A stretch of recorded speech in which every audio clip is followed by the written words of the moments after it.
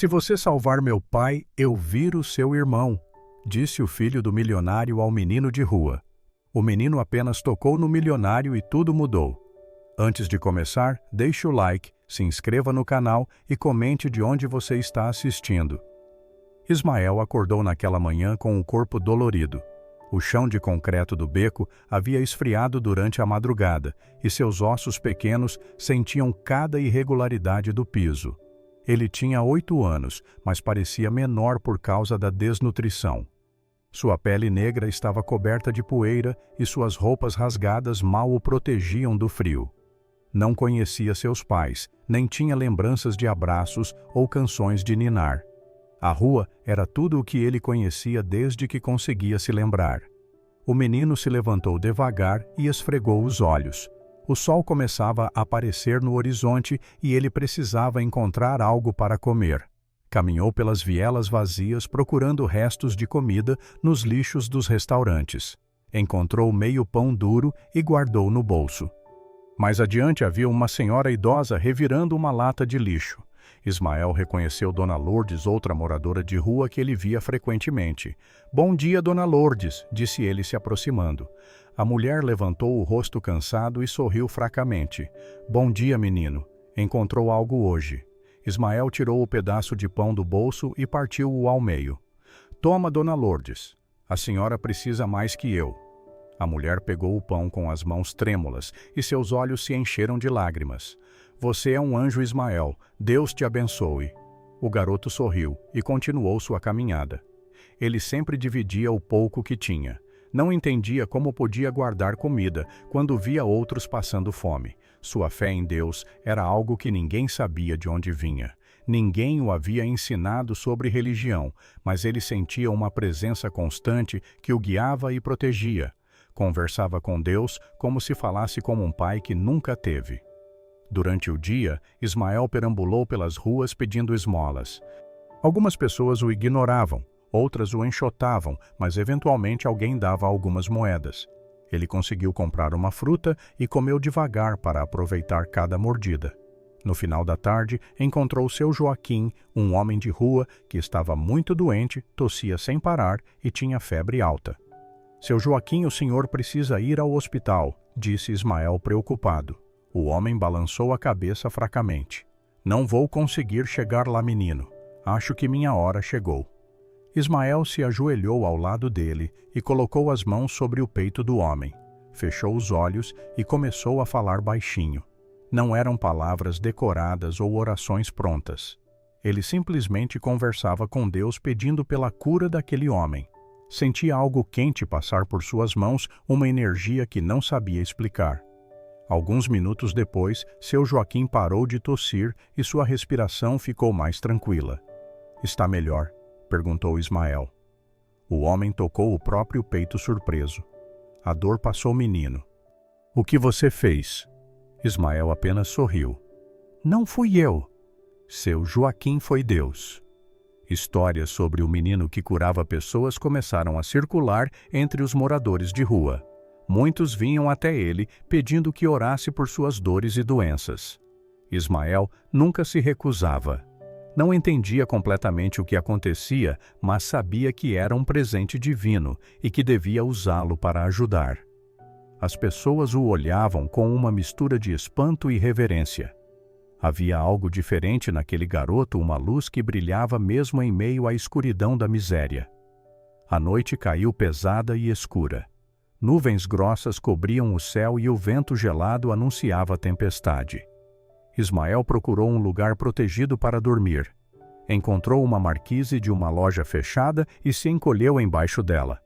Os primeiros pingos de chuva começaram a cair e logo se transformaram em um temporal violento. A água escorria pelas ruas, formando pequenos rios. Raios iluminavam o céu seguidos de trovões ensurdecedores. Ismael estava prestes a adormecer quando ouviu um grito desesperado cortando a noite. Era a voz de uma criança chamando por ajuda. O menino se levantou imediatamente e correu na direção do som, encharcando-se completamente. A chuva batia forte em seu rosto, dificultando a visão. Ele virou uma esquina e viu um carro parado no meio da rua deserta. A porta do motorista estava aberta e um menino pequeno se debruçava sobre um homem caído no asfalto. "Socorro, alguém me ajuda!" gritava o menino entre soluços. Ismael correu até eles. O homem estava inconsciente, molhado pela chuva, com o rosto pálido e os lábios roxos. O menino que chorava tinha a mesma idade que ele. Usava roupas caras e seus olhos estavam vermelhos de tanto chorar. "O que aconteceu?" perguntou Ismael. O menino olhou para ele desesperado.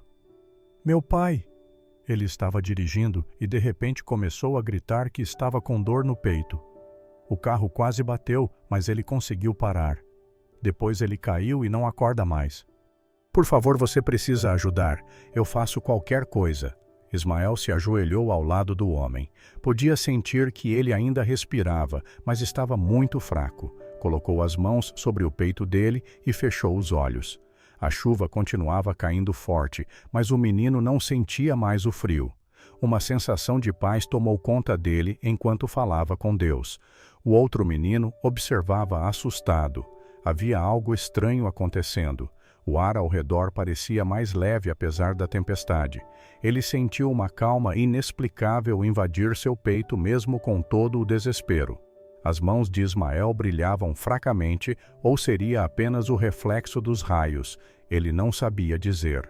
De repente, o homem no chão abriu os olhos bruscamente e puxou o ar com força. Tossiu algumas vezes tentando recuperar o fôlego. Seus olhos desorientados se fixaram no menino de rua ajoelhado ao seu lado, com as mãos ainda sobre seu peito. "Pai!" gritou o outro menino jogando-se sobre o homem. "Você está vivo! Você está vivo!" O homem abraçou o filho ainda confuso com o que havia acontecido. Olhou para Ismael, que se afastava devagar. "Espera, quem é você?" Antes que Ismael pudesse responder, o menino rico se levantou e correu até ele. Segurou suas mãos com força. "Você salvou o meu pai. Você o salvou." "Foi Deus quem salvou", respondeu Ismael simplesmente. O menino balançou a cabeça com veemência. "Eu não sei o que você fez, mas você trouxe ele de volta.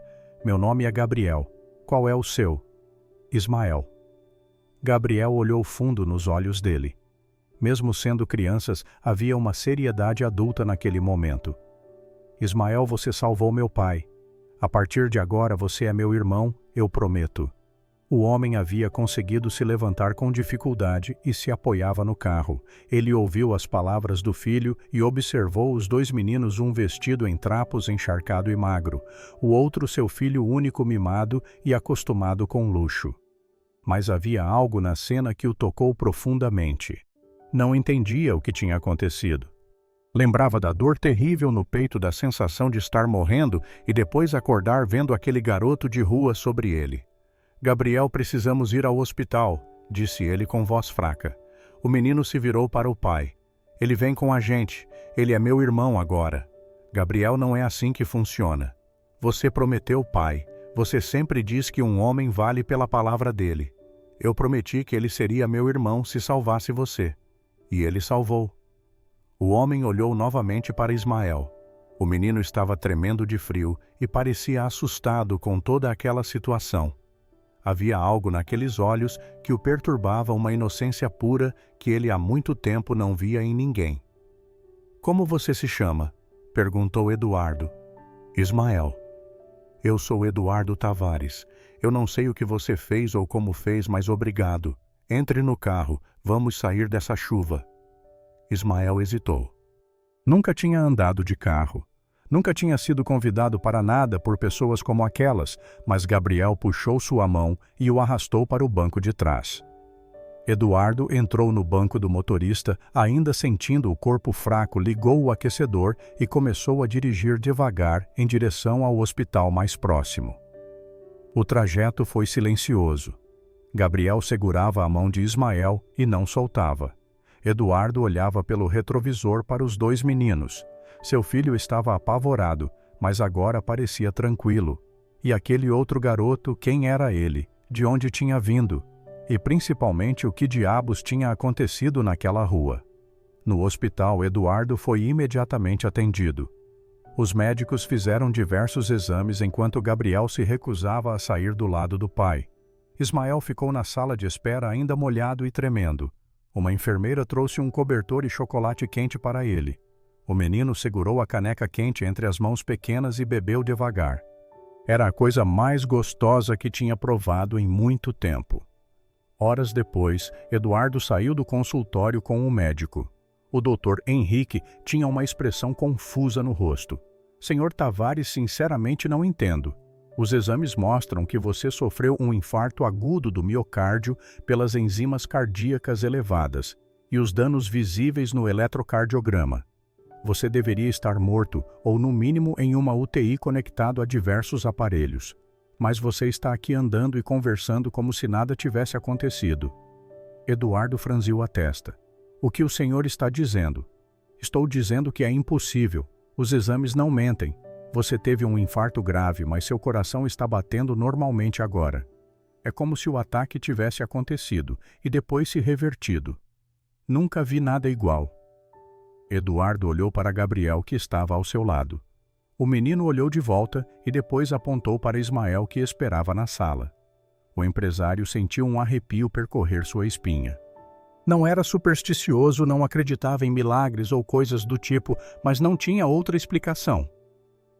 Preciso ficar internado? Perguntou ao médico. Eu recomendo fortemente que fique em observação por pelo menos 48 horas, mas tecnicamente seus sinais vitais estão estáveis. Vou prescrever medicações e você precisa voltar para acompanhamento. Eduardo assentiu, pegou as receitas e caminhou até a sala de espera. Ismael havia adormecido encolhido na cadeira, ainda segurando o cobertor. Gabriel correu até ele e tocou seu ombro suavemente. Ismael, acorda. O menino abriu os olhos assustado, demorando alguns segundos para lembrar onde estava. Viu Eduardo parado à sua frente e se encolheu instintivamente. Não precisa ter medo, disse Eduardo. Onde você mora? Ismael baixou os olhos. Na rua, senhor. Tem família? Não, senhor, nunca tive. Eduardo passou a mão pelos cabelos.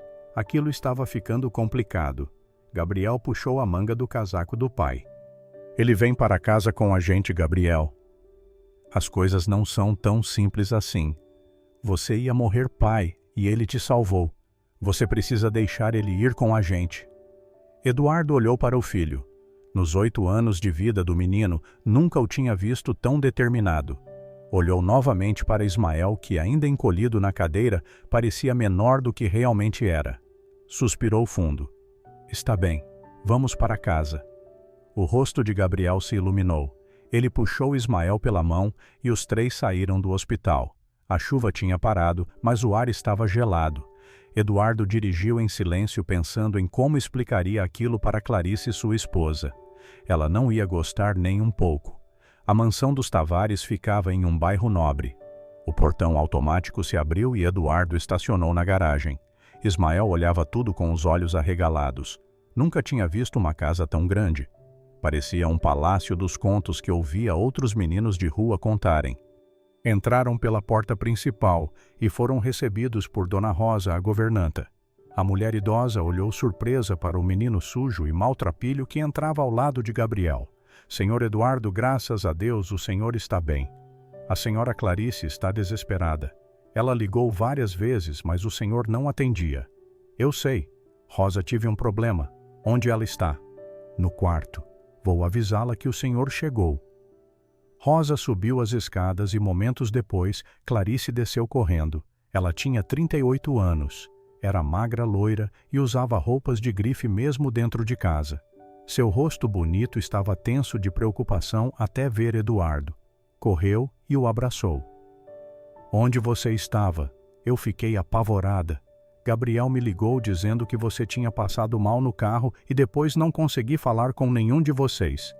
Calma, Clarice, está tudo bem. Eu tive um problema cardíaco, mas já passou. Ela se afastou e olhou o marido de cima a baixo. Foi então que notou o menino de rua parado no hall de entrada. Seu rosto mudou completamente. Eduardo, quem é essa criança?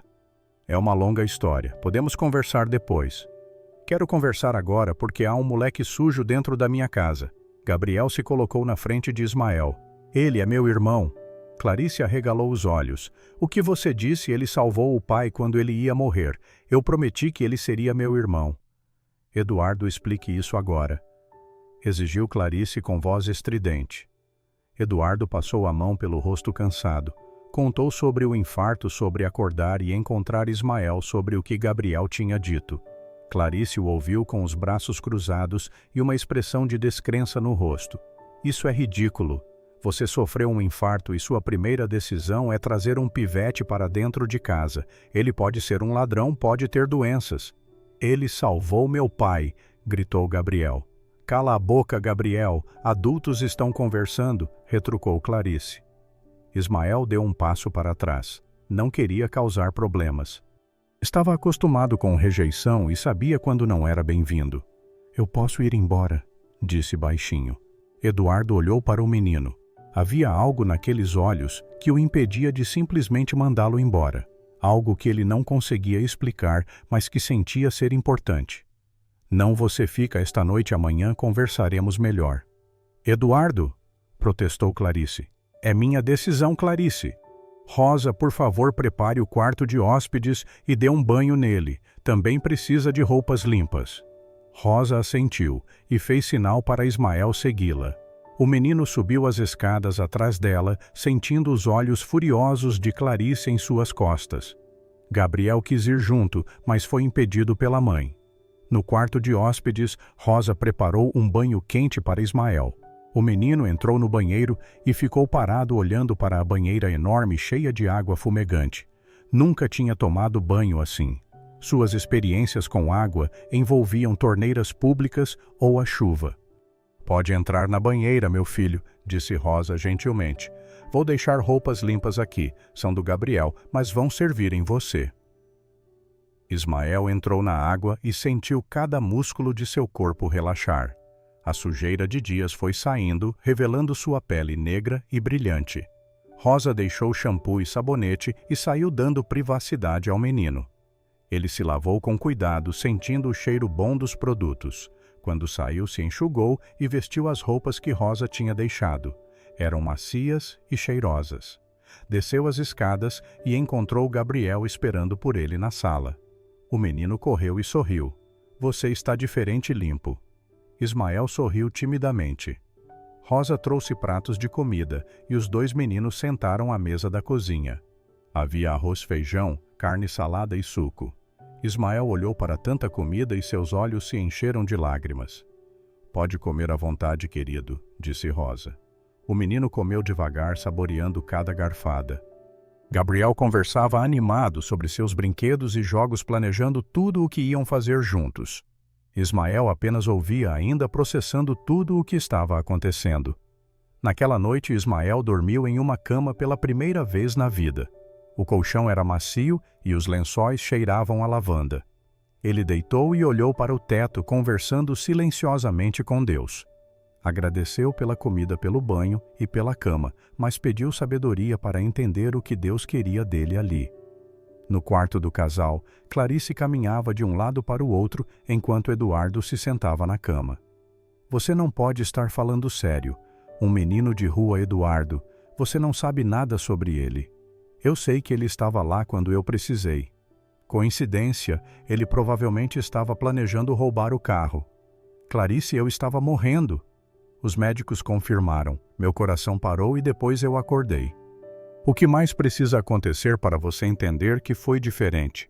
Entender o quê? Que um moleque tem poderes mágicos. Eduardo, você é um homem de negócios, um empresário racional e agora está falando de milagres. Eduardo ficou em silêncio. Ele mesmo não acreditava no que estava dizendo, mas os fatos estavam ali. Estava vivo quando não deveria estar. Ele fica amanhã, só amanhã. Depois decidimos o que fazer. Clarice bufou irritada e entrou no banheiro batendo a porta. Eduardo deitou pensando na expressão do médico quando viu seus exames. Pensou nas mãos pequenas do menino sobre seu peito. Pensou nos olhos de Gabriel implorando para salvar o irmão que tinha acabado de prometer. Adormeceu confuso e exausto. Na manhã seguinte, Ismael acordou com o sol entrando pela janela. Por um momento pensou estar sonhando, mas não. Estava mesmo em um quarto enorme com uma cama confortável. Levantou e desceu as escadas devagar. Rosa estava na cozinha preparando o café. Bom dia, meu filho. Dormiu bem? Sim, senhora. Muito obrigado. Senta aí que vou te dar café da manhã. Rosa serviu pão, manteiga, queijo, presunto, fruta, suco e leite. Ismael comeu com vontade, mas com educação. A governanta observava o menino com ternura. Havia algo especial nele que ela percebia. Eduardo desceu pouco depois. Tinha dormido mal e seu corpo ainda sentia os efeitos do infarto. Viu Ismael sentado à mesa e se serviu de café. Bom dia, Ismael. Bom dia, senhor. Dormiu bem? Sim, senhor. Obrigado por me deixar ficar. Eduardo assentiu, olhou para o menino, tentando entender o que fazer. Gabriel apareceu correndo e se sentou ao lado de Ismael, começando a falar sobre todos os jogos que tinham para jogar. Clarice desceu pouco depois, olhou friamente para Ismael e se serviu apenas de café. Sentou longe e ficou mexendo no celular, ignorando completamente a presença do menino. Depois do café, Eduardo teve que ir até a empresa. Tinha reuniões importantes e sua ausência do dia anterior tinha causado preocupação. Antes de sair, chamou Rosa. Cuida dele, não deixe Clarice fazer nada. Rosa assentiu. Eduardo saiu e Clarice imediatamente chamou Gabriel. Gabriel, vem aqui. Você vai passar o dia com a vovó. Vamos sair. Mas eu quero ficar com o Ismael. Não estou pedindo sua opinião. Vista-se. Vamos sair em 10 minutos. Gabriel olhou para Ismael com tristeza, mas obedeceu à mãe. Clarice pegou o telefone e fez uma ligação. Marcelo, preciso que você venha aqui agora. É urgente. Meia hora depois, Marcelo Tavares chegou. Ele tinha 40 anos. Era o irmão mais novo de Eduardo e vice-presidente da empresa da família. Era um homem ambicioso que sempre se ressentiu por Eduardo ser o primogênito e herdeiro principal. Clarice contou tudo sobre Ismael. Marcelo ouviu com atenção e depois deu uma risada sarcástica. Eduardo perdeu a cabeça de vez. Um menino de rua dentro da mansão e Gabriel chamando ele de irmão. Isso é ouro puro. Marcelo, preciso que você ajude a tirar esse moleque daqui. Calma, cunhadinha, isso pode ser útil. Se Eduardo está ficando maluco, talvez seja a hora de questionar sua capacidade de liderar a empresa. O conselho não vai gostar de saber que ele está tomando decisões irracionais. Clarice sorriu. Exatamente o que eu pensei. Enquanto os dois conversavam na sala, Ismael estava no quarto de hóspedes. Rosa tinha subido para arrumar e encontrou o menino ajoelhado ao lado da cama. Ele não estava fazendo nada, apenas quieto com os olhos fechados. A governanta se retirou silenciosamente para não interromper. Eduardo passou o dia na empresa em reuniões. Sua mente divagava constantemente. Os executivos notaram que ele estava diferente e distraído. Marcelo apareceu no escritório dele no final da tarde. E aí, mano? Ouvi dizer que você teve uns problemas ontem. Eduardo olhou para o irmão. Notícias voam rápido. Clarice me contou. Um infarto. Você está bem. Estou vivo. E também me contou sobre seu novo hóspede. Eduardo se recostou na cadeira. O que Clarice disse exatamente? Que você trouxe um menino de rua para casa e Gabriel está chamando ele de irmão. É verdade. É mais complicado que isso. Eduardo, você está bem da cabeça. Sabe o que o conselho vai pensar quando souber disso. Não me importo com o que o conselho pensa. Deveria se importar. Você é o CEO. Suas decisões pessoais afetam a empresa e trazer um desconhecido para dentro da sua casa depois de sofrer um infarto não parece uma decisão racional. Eduardo se levantou. Você não estava lá, Marcelo. Não sabe o que aconteceu. Então me conta. Eduardo ficou em silêncio. Como explicar algo que ele mesmo não entendia, Marcelo balançou a cabeça. Pensa direito no que está fazendo, mano. Por você e pela empresa. Marcelo saiu deixando Eduardo ainda mais perturbado. Voltou para casa no final do dia e encontrou Gabriel brincando sozinho na sala. Clarice estava no quarto. Onde está Ismael? Perguntou. No quarto dele. Mamãe diz que ele tem que ficar lá. Eduardo subiu as escadas e bateu na porta do quarto de hóspedes. Ismael abriu e deu um passo para trás. Senhor, posso entrar? O menino assentiu. Eduardo entrou e sentou na cama. Ismael ficou de pé, claramente desconfortável. Senta aqui, preciso conversar com você. Ismael se sentou na ponta da cama o mais longe possível de Eduardo. O empresário observou o menino. Ele era pequeno demais para 8 anos. Seus olhos grandes transmitiam uma sabedoria estranha para sua idade. Ismael, eu preciso entender o que você fez ontem na rua. O menino baixou os olhos. Eu só conversei com Deus. Conversar com Deus? Sim, Senhor. Eu peço para Ele ajudar as pessoas que precisam. Às vezes Ele ajuda. E Ele te ouve. Ismael olhou para Eduardo com uma simplicidade desconcertante. Sempre. Eduardo não sabia o que dizer. Era absurdo, mas estava vivo. Os médicos disseram que eu não deveria ter sobrevivido. Disseram que foi impossível. Nada é impossível para Deus. Você realmente acredita nisso? Sim, Senhor. Deus sempre cuidou de mim na rua. Sempre me mostrou onde encontrar comida, sempre me protegeu do perigo. Eu sei que Ele é real. Eduardo olhou para aquele menino que tinha todas as razões do mundo para não acreditar em nada, que tinha vivido o abandono e a miséria, e ainda assim tinha uma fé inabalável. Sentiu algo estranho no peito. Não era dor, era outra coisa, algo que há muito tempo não sentia. Você quer ficar aqui? Ismael pareceu surpreso com a pergunta. O senhor está me deixando escolher? Sim. O menino pensou por um momento. Gabriel disse que a gente é irmão. Eu nunca tive irmão, nunca tive ninguém. Se o senhor deixar, eu gostaria de ficar. Eduardo assentiu. Não entendia por que estava fazendo aquilo. Ia contra toda a lógica, mas algo dentro dele dizia que era o certo. Então você fica. Os olhos de Ismael se iluminaram. De verdade. Mas vai ter que seguir regras. Vai ter que ir para a escola. Vai ter que se comportar. Entendeu? Sim, senhor. Eu prometo. Eduardo se levantou. Então está decidido. Desceu as escadas e encontrou Clarice esperando. Pela expressão dela já sabia o que ele tinha feito. Você não fez isso. Fiz. Eduardo, isso é loucura. Talvez seja, mas foi minha decisão. E eu não tenho voz nessa casa. Nessa questão, não. Clarice ficou vermelha de raiva. Você vai se arrepender. Esse moleque vai trazer problemas. É um risco que estou disposto a correr.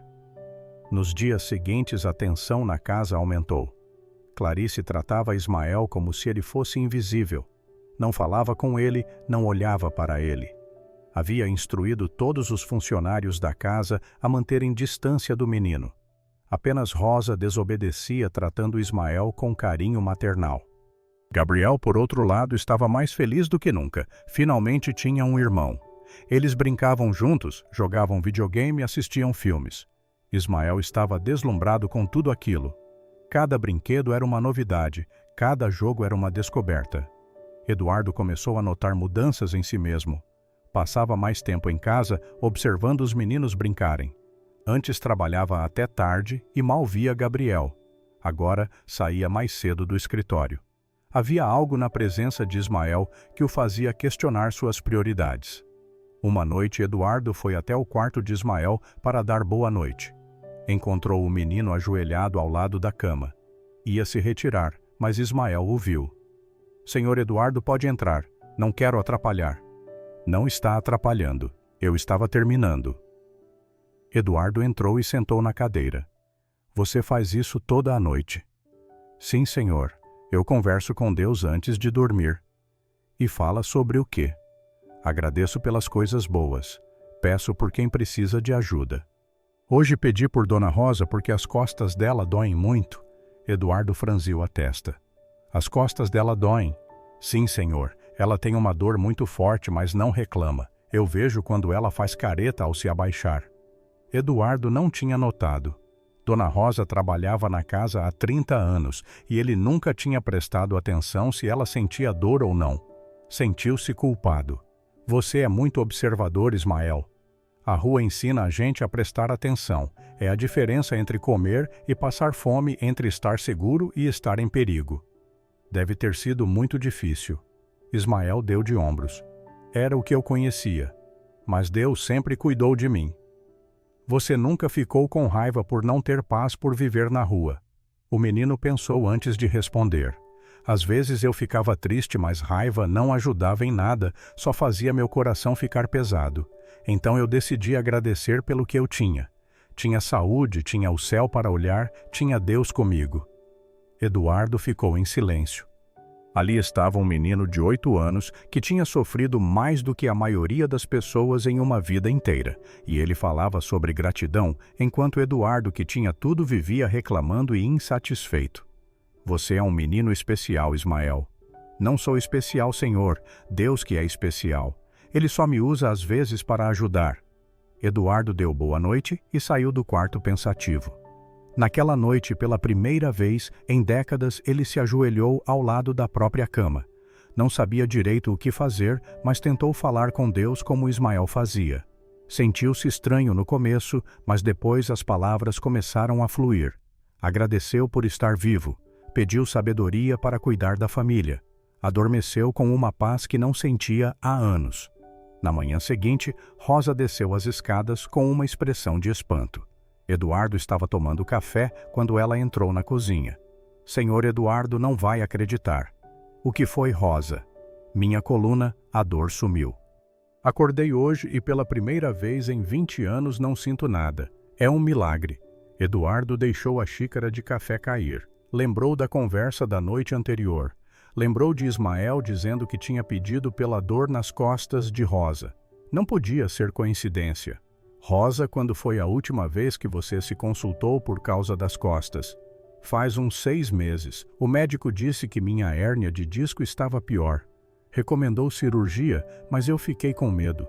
A dor era constante, Senhor, e hoje acordei e não sinto nada, absolutamente nada. Eduardo subiu correndo as escadas, bateu na porta do quarto de Ismael e entrou sem esperar resposta. O menino estava se vestindo assustado. Senhor, o que você fez? Como assim? Rosa às costas dela. Você disse que ia pedir por ela. Ismael baixou os olhos. Eu só pedi para Deus ajudar ela. E ele ajudou. Parece que sim. Eduardo passou a mão pelos cabelos. Aquilo estava acontecendo de novo. Não era imaginação, não era coincidência. Aquele menino tinha algo que desafiava toda a lógica e razão. Ismael, quantas pessoas você já ajudou assim? O menino deu de ombros. Não sei, senhor. Na rua eu ajudava todo mundo que pedia. Às vezes funcionava, às vezes não. E quando funciona é sempre igual. As pessoas melhoram de repente. Sim, senhor. Quando Deus responde, ele responde rápido. Eduardo sentou na cama tentando processar tudo aquilo.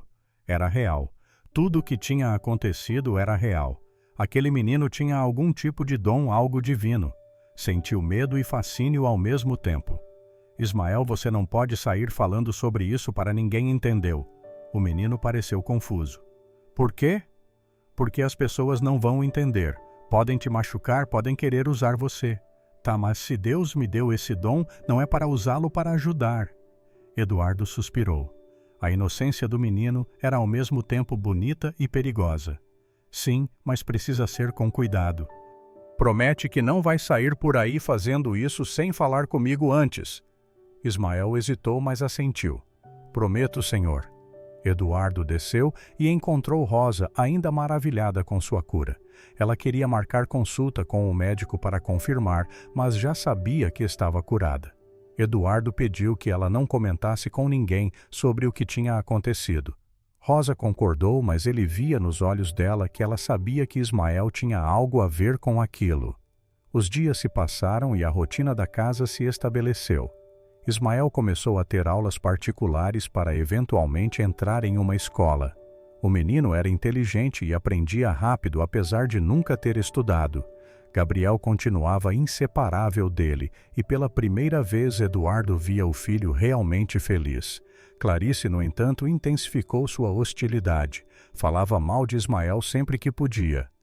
Dizia que ele ia trazer desonra para a família, que as pessoas iam falar que ele era um aproveitador que tinha seduzido Eduardo em um momento de fraqueza. Marcelo começou sua campanha. Ele também espalhou rumores na empresa sobre a instabilidade mental de Eduardo. Dizia nos corredores que o presidente estava tomando decisões irracionais depois do infarto que tinha trazido um menino de rua para morar na mansão que estava ficando maluco. O conselho diretor marcou uma reunião extraordinária. Eduardo foi convocado para dar explicações. Sentou-se à mesa de reuniões, cercado por executivos sérios que o olhavam com preocupação. Senhor Tavares, começou Alberto Mendes, o presidente do conselho. Estamos preocupados. Ouvimos rumores sobre sua saúde e sobre certas decisões pessoais que o senhor tem tomado. Eduardo olhou ao redor da mesa, viu Marcelo sentado no canto com uma expressão satisfeita. Que rumores, especificamente rumores de que após seu infarto, o senhor trouxe um menor desconhecido para morar em sua residência, que está tratando essa criança como filho, que sua esposa está contra essa decisão. Francamente, senhor Tavares, isso não passa uma imagem de estabilidade. Minha vida pessoal não afeta minha capacidade de liderar esta empresa. Mas afeta, senhor. O senhor é a face desta corporação. Investidores precisam confiar em sua sanidade mental e suas recentes decisões levantam questões. Eduardo se levantou. Vocês querem questionar minha sanidade. Nos últimos 20 anos construí esta empresa do zero. Multipliquei seu valor por 10. Nunca tomei uma decisão ruim em termos de negócios. E agora, porque acolhi uma criança, vocês acham que estou louco. Não é uma criança qualquer, interveio Marcelo. É um menino de rua, um completo desconhecido. Logo após o senhor sofrer um trauma cardíaco, é natural questionar se está pensando claramente. Eduardo olhou para o irmão com raiva. Você plantou isso na cabeça deles. Eu só relatei os fatos. Os fatos são que você sempre quis meu lugar, e agora vê uma oportunidade. Alberto interveio. Cavalheiros, por favor. Senhor Tavares, ninguém está questionando suas conquistas, mas precisamos ter certeza de que o senhor está em condições de liderar. Pedimos que se submeta a uma avaliação psicológica. Uma avaliação psicológica? Isso é absurdo. É um procedimento padrão após eventos traumáticos. Muitas empresas fazem isso. É para sua proteção também. Eduardo sabia que estava encurralado. Se recusasse, pareceria que tinha algo a esconder. Se aceitasse, dava razão aos questionamentos. Está bem. Faço a avaliação, mas depois quero que essa questão seja encerrada definitivamente. Alberto assentiu. Combinado. Eduardo saiu da reunião furioso. Marcelo o alcançou no corredor. Não leve para o lado pessoal, mano. É só o protocolo. Protocolo. Você sabe exatamente o que está fazendo. Estou protegendo a empresa. Se você não está em condições de liderar, alguém precisa assumir. E esse alguém seria você, Marcelo sorriu. Se for necessário. Eduardo empurrou o irmão contra a parede. Você não vai tirar minha empresa de mim. Entendeu? Cuidado, mano. Violência não é comportamento de alguém estável. Eduardo o soltou e saiu. Chegou em casa ainda nervoso. Ismael estava no jardim com Gabriel. Os dois meninos brincavam de pega-pega, suas risadas enchendo o ar. Eduardo parou e observou a cena. Ali estava tudo o que realmente importava. Não a empresa, não o dinheiro, mas aqueles sorrisos genuínos. Naquela noite, Eduardo não conseguia dormir. Levantou e foi até o escritório em casa. Ficou olhando documentos sem realmente ler nada. Ouviu uma batida suave na porta. Era Ismael. Senhor Eduardo, o senhor está bem? Sim, Ismael, só não consigo dormir. O menino entrou no escritório. Posso ajudar? Eduardo deu uma risada sem humor. Não sei se alguém pode ajudar com isso. Quer conversar sobre o que está preocupando? Eduardo olhou para o menino de 8 anos e ainda assim havia uma maturidade nele que era desconcertante. As pessoas na empresa acham que estou ficando louco por ter te trazido para cá. Querem me afastar da presidência? Ismael ficou em silêncio por um momento. O senhor acha que está louco? Não sei. Há 2 semanas eu não acreditava em milagres. Não acreditava em Deus. E agora não sei mais o que acreditar. O senhor precisa acreditar. Como assim? O senhor não pode só aceitar que algumas coisas não têm explicação, que não precisa entender tudo. Eduardo pensou sobre isso. Toda sua vida foi baseada em lógica e razão, números que faziam sentido, estratégias calculadas. E agora havia algo que desafiava tudo isso. É difícil para mim simplesmente aceitar, eu sei, mas às vezes aceitar é mais fácil que entender. Eduardo olhou para aquele menino que tinha vivido na miséria, mas tinha mais sabedoria que a maioria dos adultos que conhecia. Como você ficou assim, Ismael, tão sábio? Não sou sábio, senhor. Só aprendi que tem coisas que a gente não controla. Na rua, eu não controlava onde ia dormir ou o que ia comer. Podia passar o dia inteiro preocupado com isso, ou podia aceitar e confiar que Deus ia cuidar. Eu escolhi confiar. E Ele sempre cuidou. Sempre. Nem sempre do jeito que eu queria. Às vezes, eu passava fome, às vezes eu passava frio, mas eu sempre estava vivo no dia seguinte, e agora estou aqui. Então sim, Ele sempre cuidou. Eduardo sentiu os olhos arderem. Quando foi a última vez que tinha chorado, nem conseguia lembrar. Obrigado, Ismael. Por quê? Por me lembrar do que é importante. O menino sorriu e deu boa noite. Eduardo ficou no escritório pensando. Não sabia o que ia acontecer com a empresa. Não sabia se conseguiria manter sua posição, mas sabia que tinha feito a coisa certa ao trazer Ismael para casa. Nos dias seguintes, Eduardo fez a avaliação psicológica exigida pelo conselho. A psicóloga conduziu diversas sessões explorando suas decisões recentes. Eduardo foi honesto sobre tudo. Contou sobre o infarto, sobre Ismael, sobre sua mudança de perspectiva. A profissional o ouviu com atenção e fez suas anotações. No final do processo, ela entregou seu relatório ao conselho. Concluiu que Eduardo estava mentalmente estável, que sua decisão de acolher uma criança, embora não convencional, não indicava qualquer instabilidade, que na verdade demonstrava empatia e crescimento pessoal. O conselho não teve escolha senão aceitar o relatório. Marcelo ficou furioso, mas não podia fazer nada.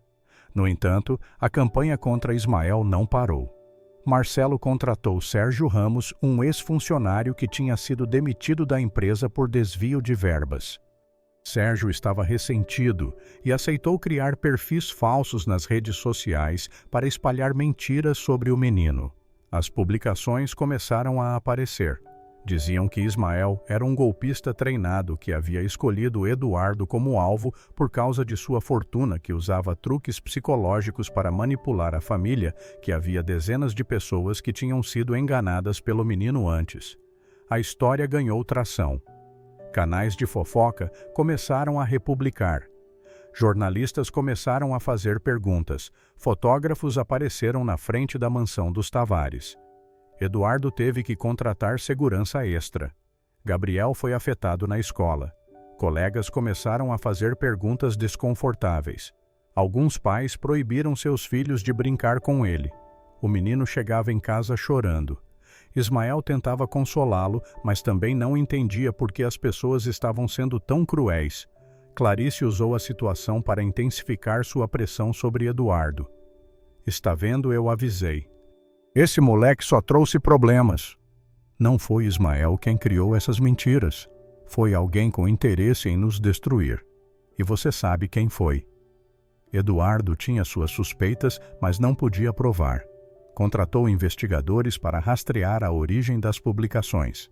Eles descobriram os perfis falsos, mas ainda não conseguiam ligar a Marcelo ou Sérgio. A pressão aumentou quando investidores começaram a se manifestar. Alguns ameaçaram retirar seus aportes se a situação não fosse resolvida. A cotação das ações da empresa caiu. O conselho marcou outra reunião de emergência. Senhor Tavares, isso está saindo do controle, disse Alberto Mendes. A empresa está sendo afetada, precisa fazer algo. E o que o senhor sugere que eu mande um menino de 8 anos de volta para a rua?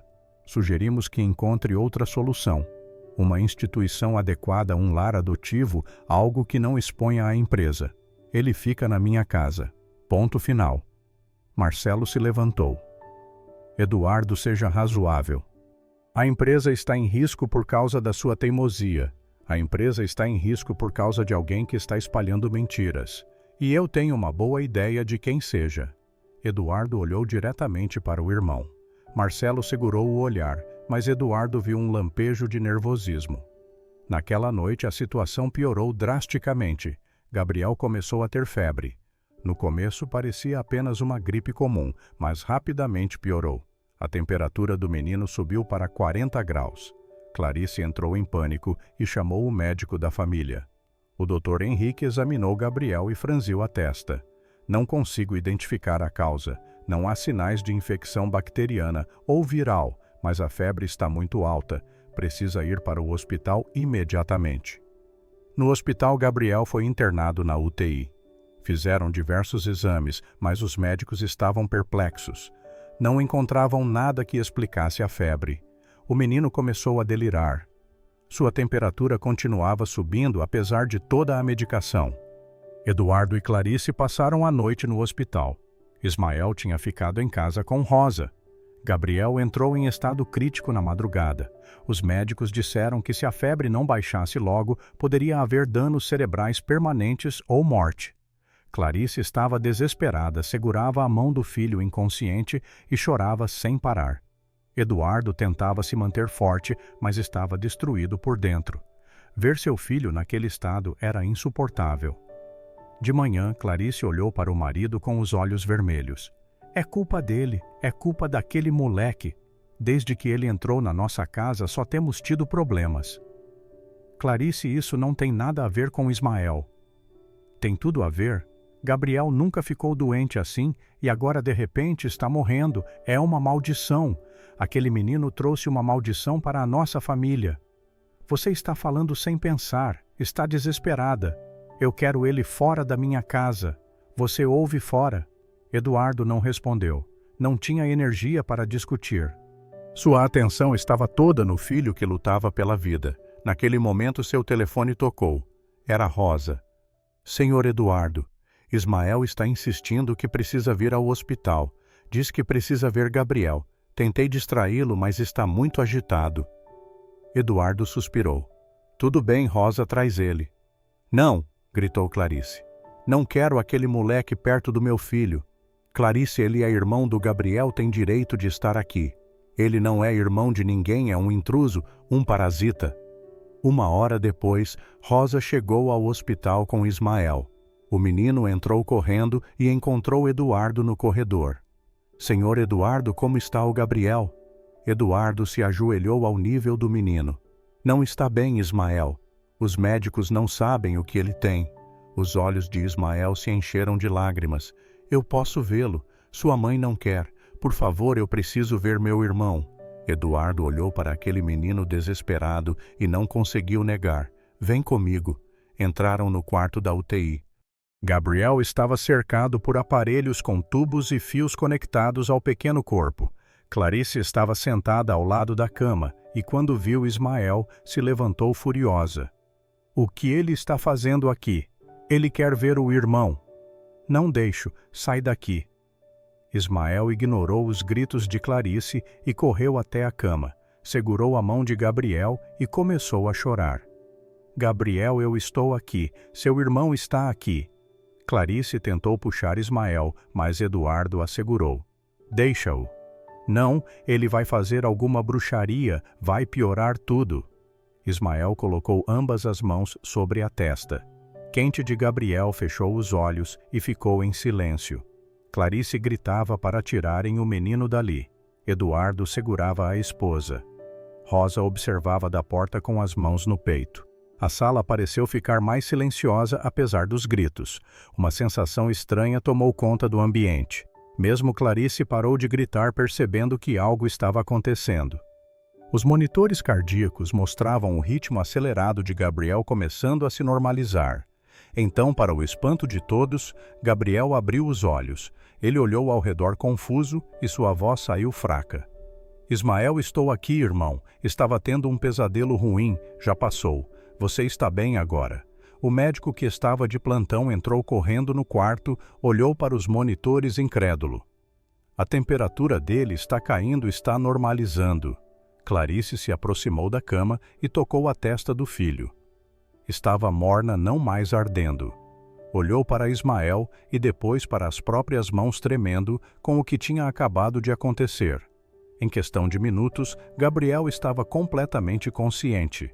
A febre tinha desaparecido. Os médicos fizeram novos exames, mas estavam perplexos. Não havia mais nenhum sinal de doença. Era como se nunca tivesse acontecido nada. O Dr. Henrique chamou Eduardo no corredor. Sr. Tavares, eu não tenho explicação para isso. Há 1 hora atrás, seu filho estava em estado crítico. Agora está completamente bem. Não faz sentido médico nenhum. Eduardo apenas assentiu. Ele sabia exatamente o que tinha acontecido. Voltou para o quarto e viu Ismael sentado na cama ao lado de Gabriel. Os 2 meninos conversavam baixinho. Clarice estava em um canto pálida, olhando para Ismael como se o visse pela primeira vez. Gabriel recebeu alta no mesmo dia. No caminho para casa, o carro estava em silêncio. Gabriel dormia abraçado com Ismael. Clarice olhava pela janela, mas sua expressão tinha mudado. Não era mais de raiva ou desprezo, era de medo e confusão. Chegando em casa, os meninos foram direto para o quarto. Eduardo e Clarice ficaram na sala. Ela se sentou devagar no sofá. "O que ele é?" perguntou em voz baixa. "Não sei. Ele fez algo. Eu vi. Gabriel estava morrendo e depois ele ficou bom. Eu sei." Clarice começou a chorar. "Eduardo, eu fui horrível com ele. Tratei ele como lixo e ele salvou nosso filho." Eduardo sentou ao lado da esposa e a abraçou. Ela chorou no ombro dele por longos minutos. Quando se acalmou, olhou para o marido. "Eu estava errada sobre tudo. Eu também não entendia no começo. Ele não é normal. Há algo divino nele." "Sim." Clarice se levantou. "Eu preciso pedir perdão para ele." Subiu as escadas e bateu na porta do quarto dos meninos. Gabriel estava dormindo na cama. Ismael estava sentado no chão brincando com alguns carrinhos. "Ismael, posso conversar com você?" O menino se levantou assustado. Clarice nunca tinha falado com ele daquele jeito, sempre com desprezo e raiva. Mas agora sua voz estava diferente. "Sim, senhora." Clarice se ajoelhou para ficar na altura dele. Suas lágrimas voltaram. "Ismael, eu preciso te pedir perdão. Fui cruel com você. Te tratei mal desde o dia que chegou. Te olhei com preconceito e ódio. E você nunca me fez nada. Você só foi bom. Você salvou meu marido, salvou meu filho, e eu te paguei com maldade." Ismael ficou em silêncio olhando para ela. "Eu não espero que você me perdoe", continuou Clarice, "mas preciso que saiba que estou arrependida, muito arrependida." O menino então fez algo inesperado, abraçou Clarice. A mulher ficou surpresa por um momento e depois correspondeu o abraço chorando nos ombros magros do menino. "Eu te perdoo, senhora. Deus me ensinou a perdoar todo mundo." Clarice se afastou e olhou para aquele menino. Pela primeira vez realmente o enxergou não como uma ameaça, não como um invasor, mas como um presente, um milagre que Deus tinha colocado em suas vidas. Nos dias seguintes, a atmosfera na casa mudou completamente. Clarice começou a tratar Ismael com carinho. Comprou roupas novas para ele, perguntava o que ele gostava de comer, sentava para assistir filmes com os 2 meninos. Era uma transformação completa. Eduardo observava tudo com satisfação, mas sabia que a batalha ainda não tinha acabado. Marcelo continuava suas manobras e as mentiras nas redes sociais continuavam circulando. Ele precisava acabar com aquilo de uma vez. Os investigadores finalmente conseguiram rastrear os perfis falsos até Sérgio Ramos. Eduardo o confrontou pessoalmente. Sérgio inicialmente negou, mas quando Eduardo mostrou todas as evidências, ele desmoronou. "Quem te pagou para fazer isso?" exigiu Eduardo. "Eu não posso falar. Pode e vai, ou vou te processar criminalmente por difamação e calúnia. Você vai preso." Sérgio suou frio. "Foi Marcelo, seu irmão. Ele me pagou 50 mil para criar as histórias e espalhar." Eduardo tinha confirmado suas suspeitas, mas ouvir aquilo ainda doeu. Seu próprio irmão tinha tentado destruir sua família. Pegou seu celular e gravou Sérgio repetindo tudo. Depois o dispensou com um aviso. Você vai desaparecer, vai apagar todos os perfis e publicações, e se eu vir um único post, te processo e te mando para a cadeia. Entendeu? Sérgio assentiu apavorado e saiu correndo. Eduardo marcou uma reunião extraordinária do conselho para a semana seguinte.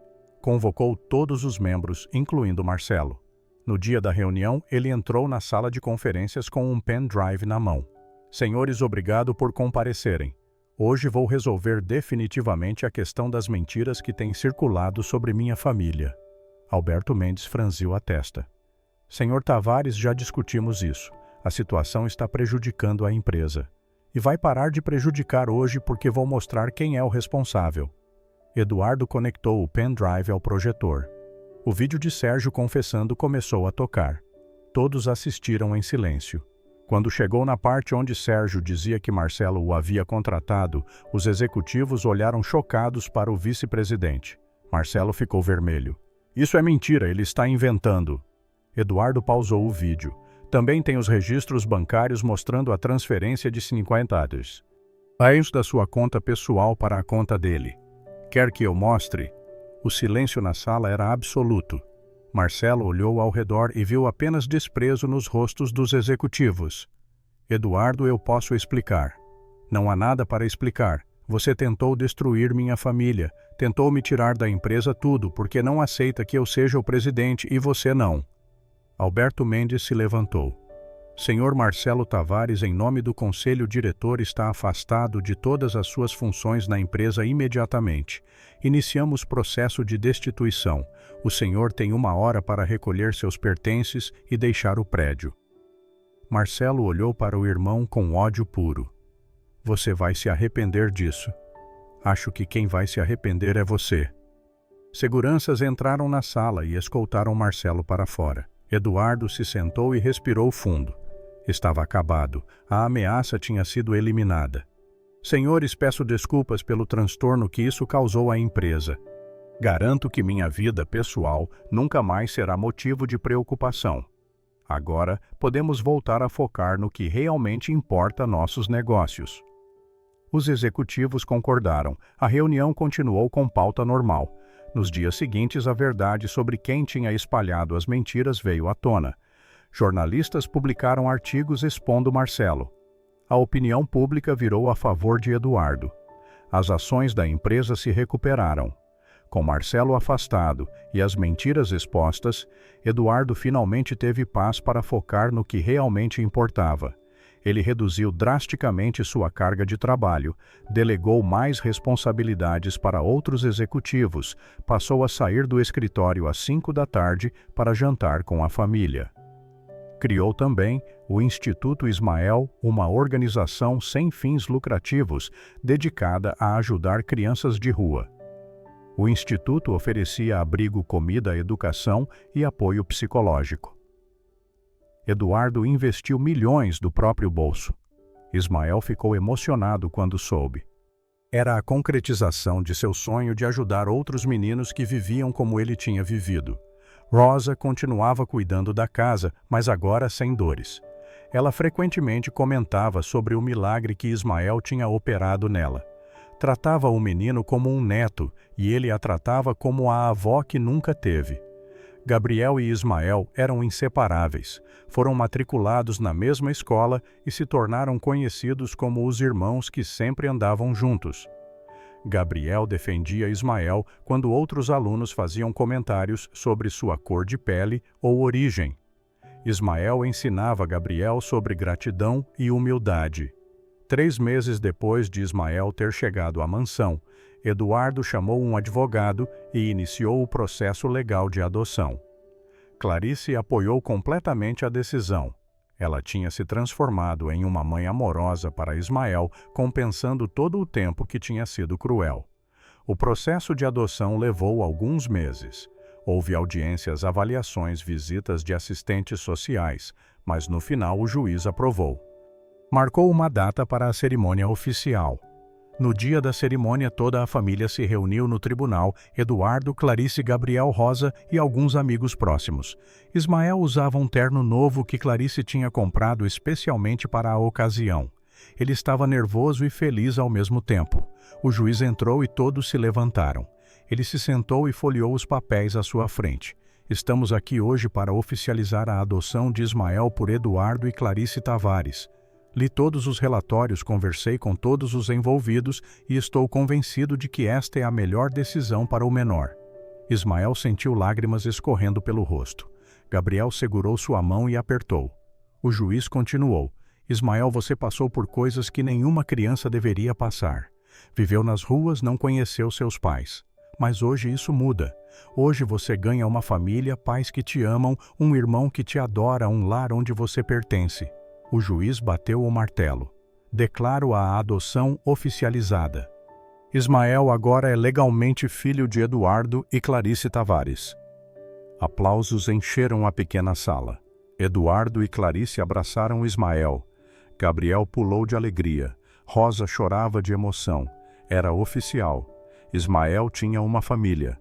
Saíram do tribunal e foram para um restaurante celebrar. Durante o almoço, Eduardo fez um brinde por Ismael, o menino que salvou minha vida não apenas naquela noite de chuva, mas todos os dias desde então. Você me mostrou o que realmente importa, me ensinou sobre fé, amor e gratidão. Sou um homem melhor por te conhecer e sou honrado de poder te chamar de filho. Todos brindaram. Ismael sorriu com seu sorriso tímido, mas genuíno. Os meses seguintes foram os mais felizes da vida de Ismael. Ele tinha tudo o que sempre sonhou: uma cama quente, comida todos os dias, pais que o amavam, um irmão, segurança, amor. Mas ele não esqueceu de onde veio. Frequentemente pedia para Eduardo levá-lo ao instituto que levava seu nome. Lá ele conversava com as outras crianças de rua, compartilhava sua história, dava esperança. Eduardo via Ismael interagindo com aquelas crianças e seu coração se enchia de orgulho.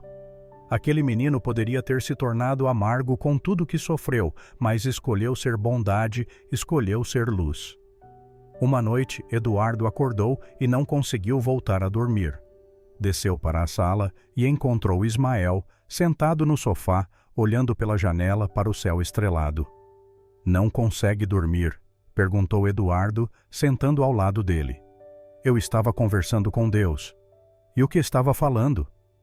Estava agradecendo por tudo, pela família, pela casa, pela comida, por Gabriel, por você e por sua mãe. Clarice, por Dona Rosa, por tudo. Eduardo ficou em silêncio por um momento. Ismael, posso te fazer uma pergunta? Claro. Por que você acha que Deus te deu esse dom, esse poder de curar as pessoas? Ismael pensou antes de responder. Eu acho que Deus quer mostrar para as pessoas que Ele é real, que Ele se importa, que Ele pode fazer coisas que a gente não entende, e Ele me usa para isso. Não sei por que me escolheu. Não sou especial, mas agradeço por confiar em mim. Você é especial, Ismael, muito especial, e mudou nossas vidas completamente. Não fui eu, foi Deus. Eduardo sorriu. Aquele menino realmente acreditava nisso. Não via seus dons como poder pessoal, via como ferramenta divina. Era essa humildade que o tornava realmente especial. Sabe, Ismael, antes de você chegar, eu tinha tudo: dinheiro, sucesso, poder, mas era vazio. Trabalhava tanto que mal conhecia meu próprio filho, mal falava com minha esposa, vivia só para o trabalho. E então você apareceu, me salvou fisicamente, mas também me salvou de outra forma. Me mostrou que eu estava vivendo errado. O Senhor não estava vivendo errado, só estava focado nas coisas erradas. Exato. E agora vejo tudo diferente. Saio cedo do trabalho para jantar com vocês. Brinco com Gabriel, converso com Clarice, vou ao instituto ver as crianças. Minha vida tem propósito agora de verdade. Ismael sorriu. Fico feliz por isso.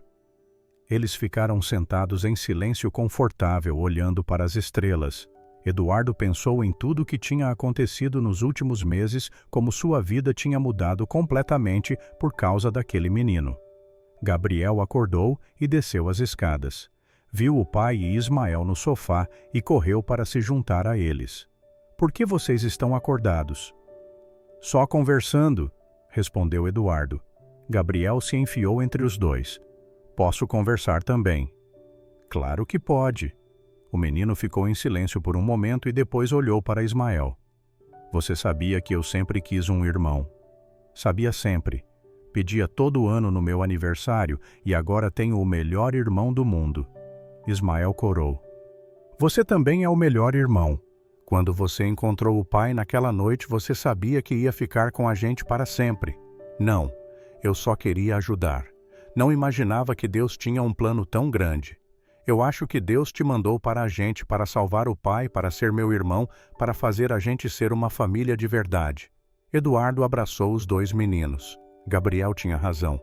Eles eram uma família de verdade, agora não apenas por laços de sangue ou papéis legais, mas por amor genuíno. Clarice desceu as escadas e viu os três abraçados no sofá. Sorriu e se juntou a eles. Os quatro ficaram ali uma família agradecendo em silêncio por terem encontrado uns aos outros. As semanas viraram meses. A vida dos Tavares tinha estabelecido uma nova normalidade. Uma normalidade cheia de amor, risadas e significado. Eduardo jamais voltou a ser o empresário frio e distante que era antes. Clarice jamais voltou a ser a mulher preconceituosa e superficial. Gabriel crescia feliz com seu irmão ao lado, e Ismael finalmente conhecia o que era pertencer. O Instituto Ismael cresceu e começou a fazer diferença na vida de centenas de crianças. Eduardo contratou assistentes sociais, psicólogos, professores. Criou programas de capacitação profissional para adolescentes. Muitas crianças que passavam pelo Instituto conseguiam mudar suas vidas completamente. Ismael visitava o Instituto toda a semana. Conversava com as crianças, ouvia suas histórias, compartilhava esperança. Muitas delas viam nele um exemplo do que poderiam se tornar. Se ele tinha conseguido, elas também podiam. Quanto ao dom de Ismael, ele continuava ajudando pessoas quando necessário, mas sempre com discrição. Eduardo tinha aprendido que havia pessoas que tentariam explorar o menino se soubessem de sua capacidade. Então mantinham aquilo em segredo, compartilhando apenas com quem realmente precisava. Dona Rosa falava com frequência sobre como sua vida tinha mudado depois que suas dores sumiram. Ela trabalhava mais feliz, mais disposta, sentia que tinha ganhado anos de vida de volta. Um ano após a adoção, a família celebrou o aniversário de 9 anos de Ismael. Foi a primeira vez que ele teve uma festa de aniversário. Eduardo e Clarice encheram a casa de decorações. Convidaram colegas de escola, amigos, crianças do instituto. Havia bolo, doces, jogos, brincadeiras. Ismael olhou ao redor vendo todas aquelas pessoas ali por causa dele. Pessoas que se importavam, que o amavam. Sentiu uma gratidão tão profunda que mal conseguia expressar. Gabriel fez um discurso emocionado. Há um ano atrás eu ganhei o melhor presente da minha vida, um irmão. Não sabia que precisava de um até ele aparecer, mas agora não imagino minha vida sem ele. Ismael, você é a melhor coisa que aconteceu para nossa família. Te amo, irmão. Todos aplaudiram. Ismael abraçou Gabriel com lágrimas nos olhos. Eduardo e Clarice observavam seus dois filhos com os corações cheios. Quando todos foram embora e a casa voltou ao silêncio, Ismael subiu para seu quarto. Olhou ao redor vendo todas as suas coisas, roupas no armário, livros na estante, brinquedos organizados, fotos da família nas paredes. Era seu quarto, sua casa, sua família. Ajoelhou-se ao lado da cama, como fazia toda a noite, fechou os olhos e conversou com Deus.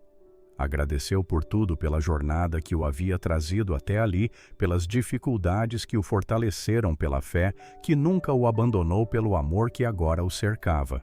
Agradeceu especialmente por Eduardo, por aquele homem que tinha aberto sua casa e seu coração, que tinha se tornado o pai que ele nunca teve, que tinha arriscado sua reputação e carreira para protegê-lo, que tinha escolhido o amor sobre o preconceito.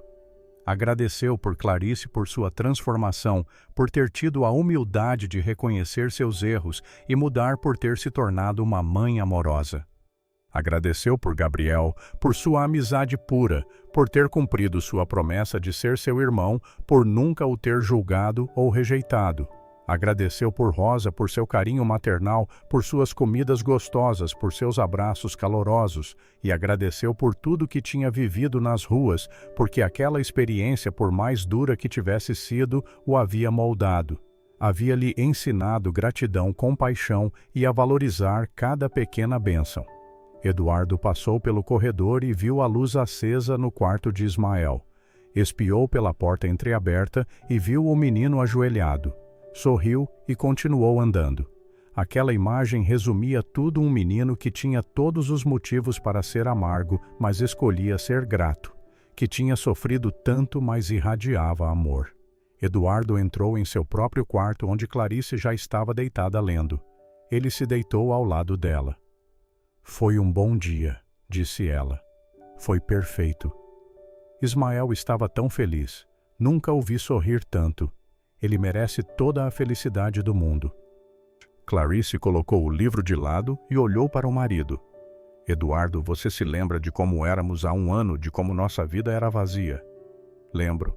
Parece uma vida diferente." "É uma vida diferente. Somos pessoas diferentes, melhores. Tudo por causa dele. Não apenas por causa dele, mas por causa do que ele representa, do que nos ensinou. Clarice, nunca vou esquecer o dia que pedi perdão para ele, a forma como ele me perdoou sem hesitar.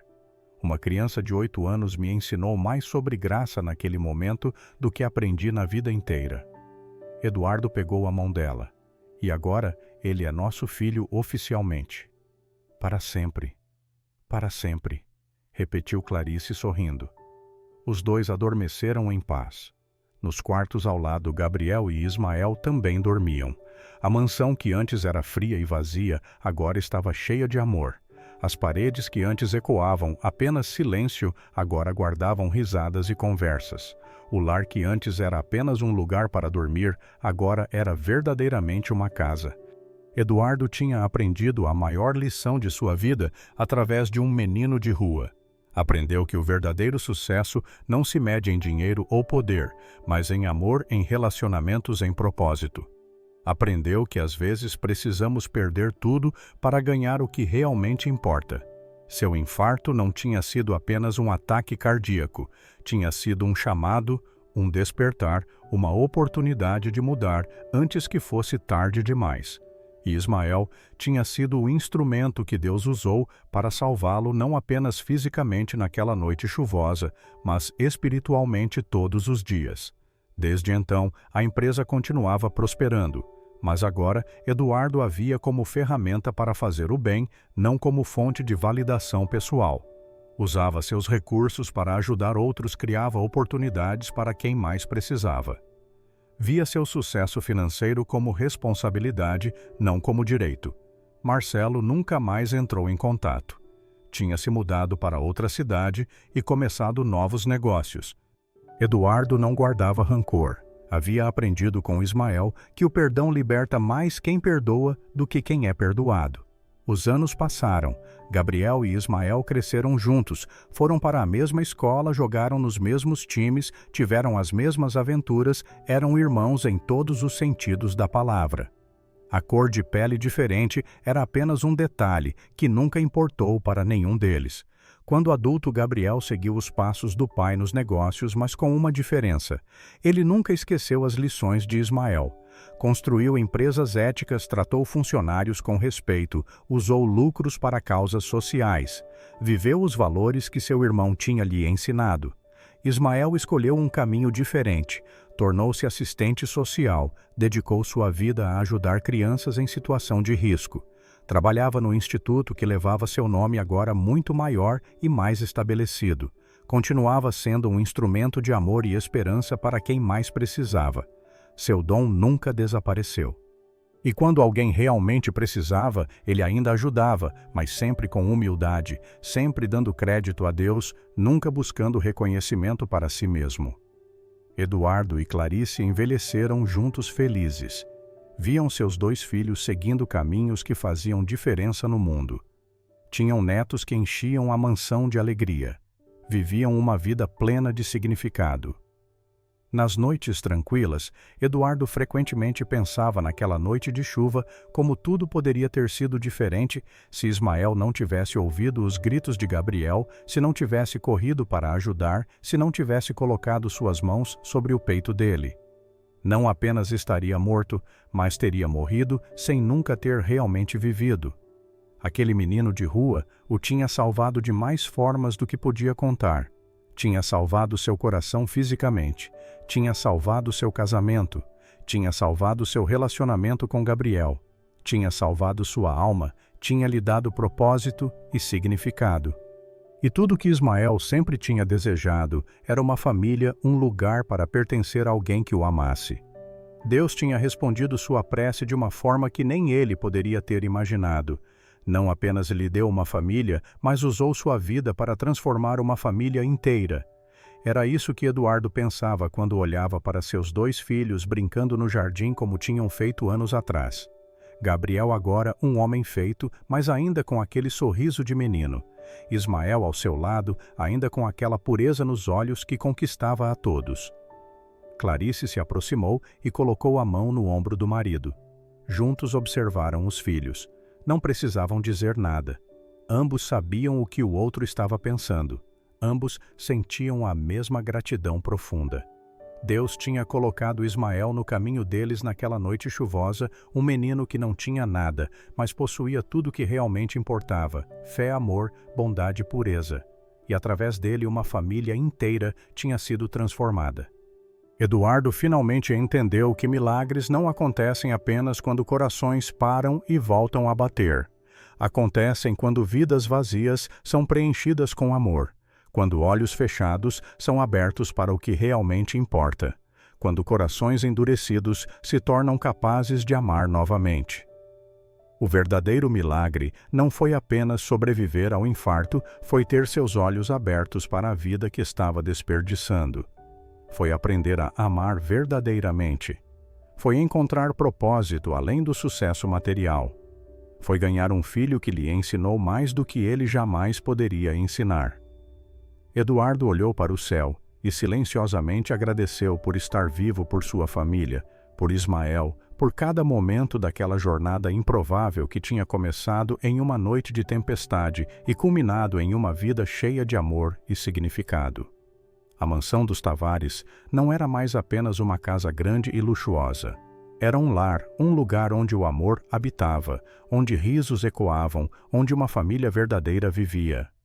Tudo por causa de um menino de 8 anos que tinha fé suficiente para mover montanhas e um coração grande o suficiente para perdoar e amar incondicionalmente. E assim termina a história de Ismael e dos Tavares, uma história sobre fé, redenção, amor e família. Sobre como um menino sem nada mudou a vida de quem tinha tudo, sobre como às vezes precisamos perder tudo para encontrar o que realmente importa, e sobre como o amor verdadeiro pode transformar vidas de formas que nunca imaginamos possíveis.